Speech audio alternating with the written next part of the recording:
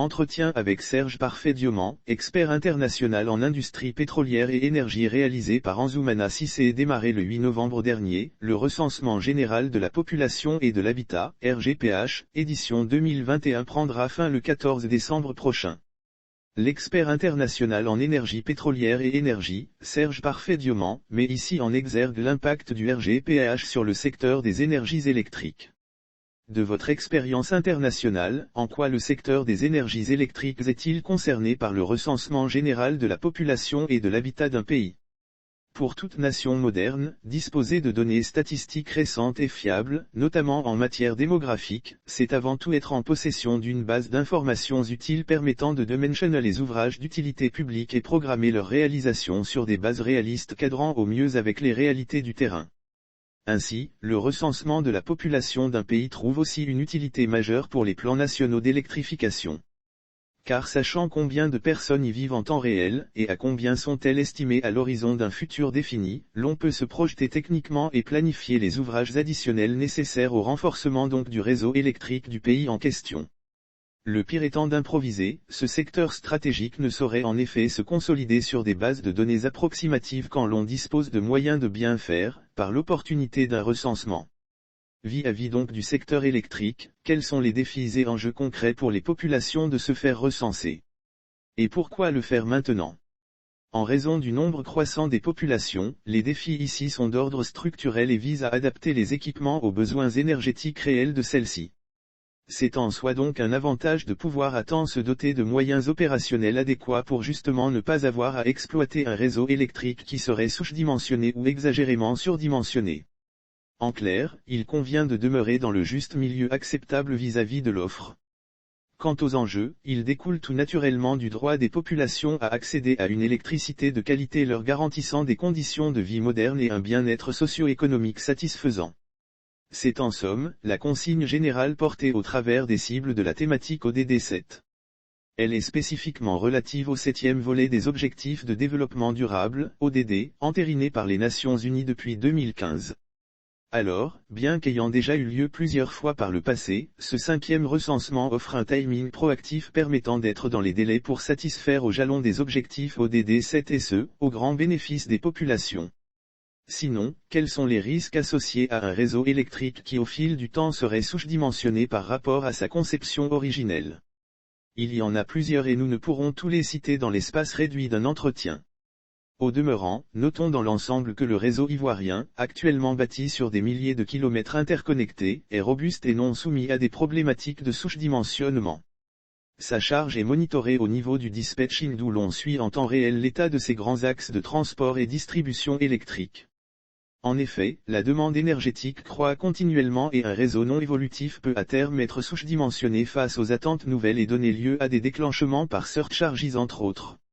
Alors pour le principe, sachons qu'une ligne électrique est caractérisée par un « moment électrique » qui indique, en fonction de sa longueur et de sa constitution, quelle est la puissance électrique maximale qu'elle peut transporter vers un groupe de population situé à l'autre bout de ligne. Quand leur nombre augmente, la puissance demandée via le réseau augmente aussi. Et même si l'on rehausse la capacité du transformateur électrique, il va sans dire que l'on boutera à un moment donné sur la limitation imposée par le « moment électrique » de ladite ligne. Il s'en suivra alors une perte de tension engendrant des baisses de tension dommageables. Pourriez-vous nous en dire un peu plus sur le « moment électrique » d'une ligne? Il semble être important en effet.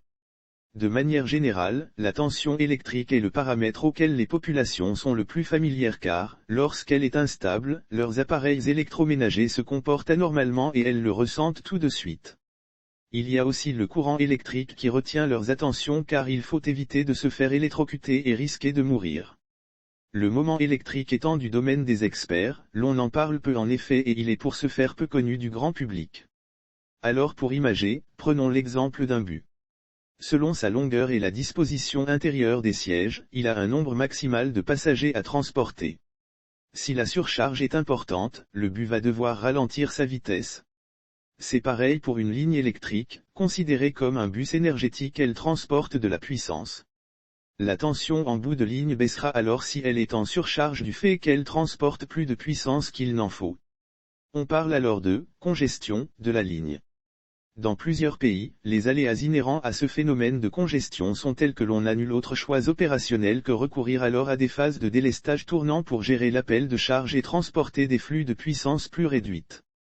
Et de même que remplacer le moteur du bus surchargé de passagers par un moteur plus puissant n'augmentera pas le nombre de places dans celui-ci, changer le transformateur électrique d'une ligne qui a déjà atteint son moment électrique maximal ne fera que déplacer temporairement le problème, et non le résoudre durablement, si l'on manque de données pour estimer l'évolution de la charge énergétique. Vu donc de l'angle énergétique, y a-t-il alors tout intérêt à se faire recenser ? Partout ailleurs et pour sûr, le recensement général des populations est une opportunité sociétale, économique et technique permettant de connaître les tendances actuelles et à venir en termes de croissance démographique pour les diverses zones urbaines, périurbaines et rurales d'un pays. Les ingénieurs exploitant le réseau électrique s'en serviront à toutes fins utiles pour redimensionner par exemple les câbles, les transformateurs de puissance, les protections électriques, etc. des lignes vers les quartiers précaires et les favelas accusant des instabilités de tension dès la nuit tombée. Ces travaux ne se font pas au hasard quand l'on veut être réellement efficace en intégrant les besoins futurs. Nous venons ainsi d'évoquer un cas d'intérêt pratique lié au besoin d'une électricité stable pour les populations. Mais tous les secteurs sont concernés, extension des réseaux d'eau potable, écoles, centres de santé, logements, etc. C'est important alors de le savoir et y contribuer volontiers. Une fois que l'on a compris ses objectifs, enjeux, jalons et cibles, etc. il n'y a donc pas lieu d'être hostile à l'encontre des agents recenseurs car tout est à notre avantage. Auriez-vous un mot de fin en guise de conclusion ? En ce qui concerne le secteur des énergies électriques, les nationaux et non nationaux sont tout d'ailleurs concernés car, indifféremment de ses origines, toute personne vivant sur le territoire national est un consommateur potentiel d'électricité. Ses besoins énergétiques sont pris en compte. Je conclurai alors sur le fait que l'opération de recensement revêt un intérêt communautaire qui impacte divers secteurs dont celui des énergies électriques. Connaître par exemple la répartition géographique des populations vivant dans des localités rurales isolées et leur nombre est important. Pour ces dernières, il y a bien en effet un intérêt social à la clé. Car l'on saura exactement de façon factuelle, quelles sont les localités de plus de 500 habitants car elles sont d'office éligibles à être électrifiées. La Côte d'Ivoire en a fait à juste titre un plan national d'électrification prioritaire pour elles. Raison pour laquelle, elles doivent en particulier se rendre disponibles pour l'occasion en se faisant recenser.